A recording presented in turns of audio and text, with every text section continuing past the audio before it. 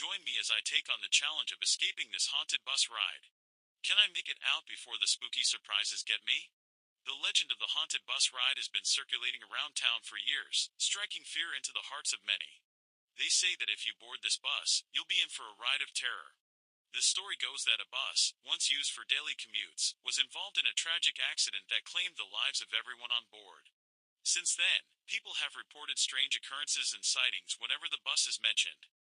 The eerie atmosphere surrounding the bus has led many to believe that it's haunted by the restless spirits of the deceased. Some claim to have seen the ghostly apparitions of passengers, while others have reported hearing strange noises and screams coming from the bus. The legend has become a sort of urban myth, with many daring each other to take on the challenge of riding the bus. Despite the warnings, many thrill seekers have attempted to ride the bus, but none have ever made it out unscathed. The experience is said to be intense, with many reporting feelings of intense fear and anxiety. The haunted bus ride has become a sort of rite of passage for those seeking a thrill.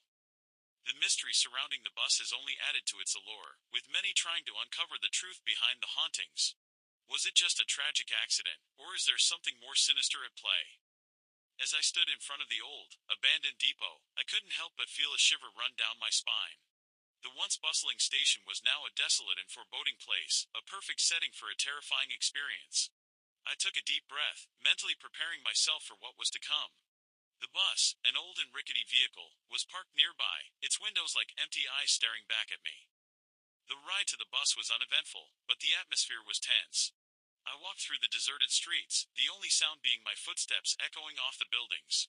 I felt like I was being watched, and the trees seemed to loom over me like skeletal fingers. As I approached the bus, I noticed something strange. The doors were slightly ajar, as if someone or something had recently passed through them. The bus seemed to loom over me, its presence both ominous and intriguing. I glanced around, but there was no one in sight. The air was heavy with an eerie silence, and I could feel my heart pounding in my chest. I pushed open the creaky door and stepped inside. The interior was dimly lit, with only a few flickering lights illuminating the empty seats.